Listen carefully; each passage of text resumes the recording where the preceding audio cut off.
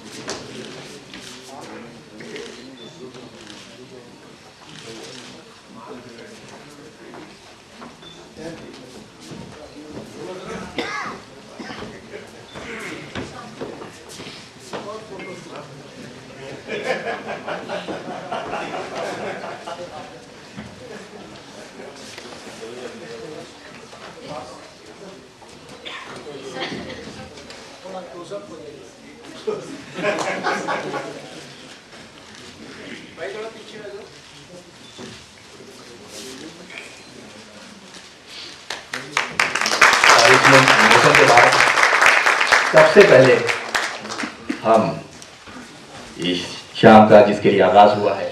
जमील मजहरी के लिए कुछ लिखे हुए चंद लाइन है, अशार हैं, और ये शेर शाम के लिए हम कहना चाहेंगे और सबसे पहले उन्हीं को दावत देंगे कि वो आकर के इस किताब के बारे में अपने इजहार करें, अपने इजहार ख्यालात कि तुम अपने बज़्म तरफ सजाओ, तुम अपनी बज़्म तरफ सजाओ, बुझे चिरागों का गम न खाओ, चिराग की जिंदगी यही है, जला करेंगे बुझा करेंगे, तुम अपने पैरों की खाक उछालो, हमारे किस्मत पे धूल डालो, हमारा क्या है, हम तो नक्शे पा है, बना करेंगे मिटा करेंगे।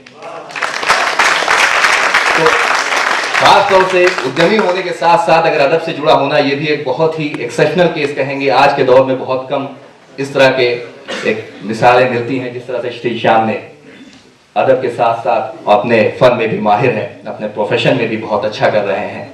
हम सबसे पहले उन्हीं को आगाज़ करना चाहेंगे कि सबसे पहले इस किताब के बारे में हमारे सामीन, हमारे जो भी मौजूद हैं श्रोता, उनको अपने थॉट्स, अपने ख्यालात से रूबरू कराएं।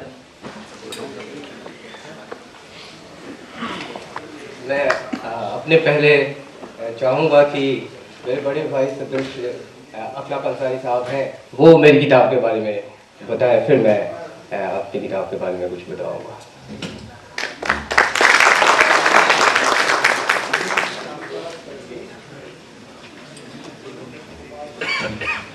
श्री अखलाक अंसारी साहब के बारे में बता दें कि नाम ही काफ़ी है जीनियो, कि एक ऐसे जगह से जुड़े हुए हैं कि तारुफ के कोई मोहताज नहीं है और अदब से काफ़ी पहले से जुड़े हुए हैं। हम सबसे पहले उन्हीं को दावत देना चाहेंगे, श्री जनाब अखलाक अहमद अंसारी साहब।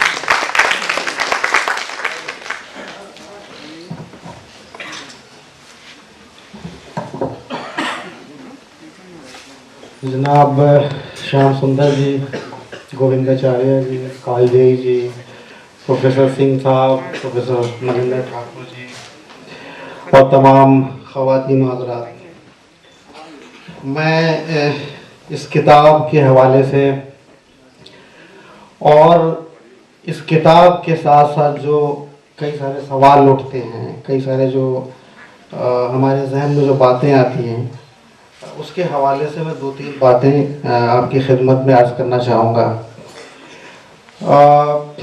जब मैंने मुझे इस बात का एतराफ़ है कि मैंने बहुत तफसील से इस किताब को तो नहीं पढ़ा है, लेकिन इस किताब के पढ़ने के साथ जो पहला तासुर, जो पहला इम्प्रेशन एक आता है मेरे जहन में, वो आप लोगों ने मौलाना रूमी का नाम सुना होगा। बहुत बड़े सूफ़ी शायर हैं, फ़ारसी के, और सूफ़ी परंपरा में उनका बड़ा नाम है।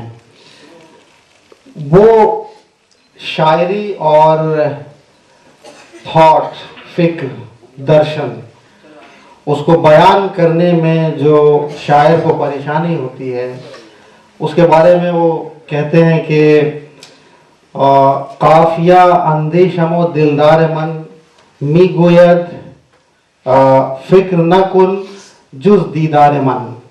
यानी मैं जब शेर लिखना शुरू करता हूँ या शेर कहना चाहता हूँ, तो मेरा महबूब ये कहता है कि तुम काफ़िए के बारे में मत सोचो, राइम के बारे में मत सोचो, तुम्हारे सामने जो है मेरा चेहरा होना चाहिए, मैं होना चाहिए।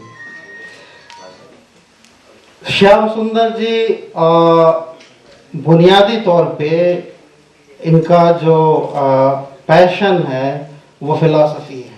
ये फ़िलासफ़ी के स्टूडेंट रहे हैं, फ़िलासफ़ी पढ़ते हैं, और मेरे ख्याल से जब वो इस चीज़ को बयान करना चाहते हैं तो अल्फाज कम पढ़ने लगते हैं, या ये कि चूँकि बाज़ाब्ता अदब के से इनका बहुत ज़्यादा वैसा वो नहीं रहा है, इसलिए कई बार या एक चीज़ ये भी है कि जैसे मैं मिसाल के तौर पर ये कह सकता हूँ कि इकबाल जो है एक पोएट हैं और बुनियादी तौर पर फ़िलासफ़र हैं। वो जब शायरी करते हैं तो अपने फ़लसफ़े को बयान करते हैं, और उनका एक बार स्टेटमेंट भी है कि अगर मैं प्रोज़ में ज़्यादा बेहतर तौर पे अपने ख़यालात को ज़ाहिर कर पाता तो मैं शायरी नहीं करता। तो ये जो लिमिटेशंस हैं वो उसका कहीं ना कहीं ये चीज़ हमें देखने में आती है। लेकिन इन्होंने जो इनकी खूबी है वो ये है कि इन्होंने इस पूरे कलाम में जो हमारे यहाँ एक ट्रेडिशन रहा है फ़ारसी का, बहुत पुराना ट्रेडिशन रहा है, और फ़ारसी एक ऐसी ज़बान है, फ़ारसी और संस्कृत दो ऐसी ज़बानें हैं एशिया की जहाँ पे पूरा जो दर्शन है, जो पूरे फिलोसफिकल ट्रेडिशन है, उसकी बहसें होती रही हैं। और जब किसी शायर को ख़ास तौर से अगर वो एहसास को बयान कर रहा है, आम बातों को बयान कर रहा है, तो उसको बयान करने में वो परेशानी नहीं होती है। लेकिन जब वो फिलॉसफी के साथ वो अपने कलाम में लाना चाहता है या उसको डिस्कस करना चाहता है, तो कहीं ना कहीं उसको उसकी मजबूरी बनती है कि वो या तो मेरे ख्याल से संस्कृत पे जाए या जो है फ़ारसी पे जाए। इसीलिए इकबाल ने एक ख़ास ज़माने में, बुनियादी तौर पे हम उनको उर्दू के शायर के तौर पे जानते हैं, लेकिन उनका ज़्यादातर कलाम फ़ारसी में है। और जब उन्होंने फ़लसफ़े खुदी को या फ़िलासफ़ी ऑफ एगोइज़म को जब बयान करना शुरू किया, तो उनकी मजबूरी बनी कि वो फ़ारसी में जाएं। और फ़ारसी जो ख़ास तौर से हिंदुस्तान में पली बड़ी है, वो पूरे हिंदुस्तानी ट्रेडिशन का भी ज़ख़ीरा है, और उसके असरात जो है मगरिब पे यानी वेस्ट पे ही पड़े हैं। जब मैं खुद दारशिको का तर्जमा देखता हूँ, जो उन्होंने उपनिषद का तर्जमा किया है, और जिस तरह से इस्तिलाहात गढ़ी हैं, टर्म्स बनाए हैं, तो कई बार हमें एतराज़ भी होता है और कई बार लगता है कि इस आदमी ने कितना बड़ी खिदमत की है। तो ये चीज़ है। लेकिन मैं बड़े एहतराम के साथ एक बात और कहना चाहता हूँ कि इन्होंने मैंने इसकी तरफ इशारा भी किया था कि जब इन्होंने इस्तेमाल किया है अल्फाज का, चूँकि जाहिर है ये अदब के बाज़ाब्ता तौर पे तालिब इल्म नहीं रहे हैं या स्कॉलर नहीं रहे हैं, तो कई जगह उसकी कमियां भी नज़र आती हैं, लेकिन उसके लिए हम इन पे इल्ज़ाम नहीं दे सकते। ये हमारे पूरे अहद का प्रॉब्लम है। हमारी जो पीरियड है, ख़ासतौर से पोस्ट ब्रिटिश पीरियड जो है, ये एक तरह से मैं समझता हूँ सिविलाइजेशनल डिक्लाइन का एक पूरा पीरियड है, और उसका जो सबसे बड़ा असर जो पड़ा है वो हमारी ज़बानों पे पड़ा है, हमारी फ़िक्र पे पड़ा है। इन्होंने क्या किया कि आप ये देखेंगे कि पिछले 200 साल में जो हमारी जो ज़बानें थी, जो फ़िक्र की ज़बान थी, जो दर्शन की जो ज़बान थी, संस्कृत और फ़ारसी, उससे हिंदुस्तानियों को तोड़ दिया, अलग कर दिया। जो ज़बानें बाद में जो डेवलप हुई, ज़ाहिर है उर्दू की पहली जो प्रोज लिटरेचर है 1800 में पहली बार गढ़ी गई, अंग्रेज़ों ने बनाया, और हिंदी भी ज़ाहिर है उसी के साथ साथ वो आई। तो जो पिछला पूरा ट्रेडिशन है उससे हम कट गए हैं। इन्होंने जो हमारा नया तबका जो बनाया, जिसको हम अंग्रेज़ी दां तबका कहते हैं, जो हमारे जैसे यूनिवर्सिटियों में पढ़े हुए लोग जो हैं, वो उनका प्रॉब्लम क्या हुआ है, वो हो क्या रहा है, उसके लिए हमारे जितने पॉलिसी साज लोग हैं, जो पॉलिसी मेकर्स हैं, वो सारे जिम्मेदार हैं। पिछले 60-70 साल हो गए, उनको ये बात समझ में नहीं आई है कि हम किस तरह से अपनी जड़ों से कट गए हैं। उसमें ज़बान एक बड़ी चीज़ रही है। और हम ये देखते हैं कि हमारे यहाँ से लोग डिग्रियां तो लेके निकलते हैं, लेकिन उसमें वो चीज़ नहीं होती। जैसे हम ये अगर देखें कि अगर 100 साल पहले का जो हमारा जनरेशन है, टैगोर हैं, इकबाल हैं, प्रसाद हैं, ये जितने लोग हैं, इनकी जड़ें जो हैं उस हमारे रवायती जो ट्रेडिशंस हैं उसमें धसी हुई हैं, तो वो उसको लेके आगे बढ़ते हैं। लेकिन खुद उसी जनरेशन ने इस पूरे चीज़ को हटा दिया। आज का हमारा जब नौजवान तबका पढ़ के निकलता है तो उसको कोई ज़बान नहीं आ रही होती है, ना अपनी ज़बान आती है, ना जो है और आप ये देख लें कि पूरा जो नॉर्थ इंडिया है वहाँ पे कोई ज़बान ही नहीं है, कोई कुछ हो ही नहीं रहा है। ये एक बहुत बड़ा मसला है जिस पे तवज्जो देने की ज़रूरत है। रही बात इस किताब के हवाले से, तो इसमें बहुत सारे सवाल उठाए हैं। ये किताब कई लिहाज से बहुत अहम है। पहला जो सवाल है वो ये कि क्या जो हम ज़बान इस्तेमाल करते हैं या क्या एक आम आदमी जो ज़बान इस्तेमाल करता है क्या वो वही होना चाहिए, या जो एक तख्लीकार है या एक क्रिएटिव आदमी है या वही ज़बान इस्तेमाल करे जो गढ़ी हुई ज़बान है, या उसको ये आज़ादी है। क्या हम जो किताबी ज़बान होती है सारे लोग वही ज़बान इस्तेमाल करते हैं। फिर अगर ये हम सिर्फ ज़बान पे भी अगर सवाल खड़ा करेंगे तो फिर जैसे कबीर दास जैसे शायर हैं उन पे फिर सवाल उठ जाएंगे कि उनकी ज़बान तो डिक्शनरी या जो है ग्रामर के लिहाज से बहुत सारी कमियां उसमें आ जाती हैं। ये भी एक देखने का है कि ये जो ये किताब जो एक लिहाज से हमारे लिंग्विस्टिक्स जो है उनके लिए जो भाषा विज्ञान के लोग हैं उनके लिए भी एक बहस खड़ा करती है। और यहाँ पे जो रिफ्लेक्शन और क्रिएटिविटी का एक बैलेंस जो है वो भी देखने की चीज़ है और उस पर जो हमारे लिटरेरी क्रिटिक्स हैं उस पर नज़र डालेंगे।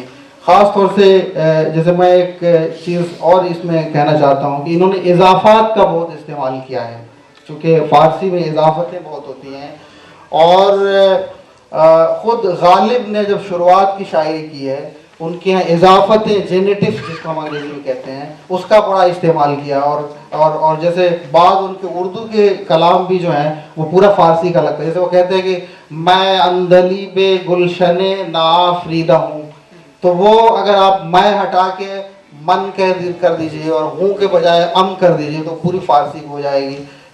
यहाँ पे भी कई लाइनें ऐसी हैं जहाँ पे इस तरह की इजाफतों का इस्तेमाल है। तो ये एक तरह से जैसे कहें कि शायरी में जो इब्तिदाई जैसे नशे में कई स्टेजेस होते हैं, सुरूर, मस्ती और खुमार, उसी तरह से ये जो तख्लीकी तौर पे क्रिएटिव तौर पे जो है ये शुरू का दौर है और इसलिए जो अल्फाज इनको जो रोमांटिसाइज करते हैं फ़िक्र के साथ साथ, इसीलिए इस तरह की ज़बान इन्होंने इस्तेमाल की है। अगरचे वहाँ पे कई जगह पे कमियां भी आ गई हैं जिसकी तरफ ध्यान दिया जा सकता है, उसको इम्प्रूव किया जा सकता है। मैं इन्हीं लफ्ज़ों के साथ शुक्रिया अदा करता हूँ और बहुत मुबारकबाद देता हूँ और उम्मीद करता हूँ कि आपका कि ये कोशिश आगे से जारी रहेगी।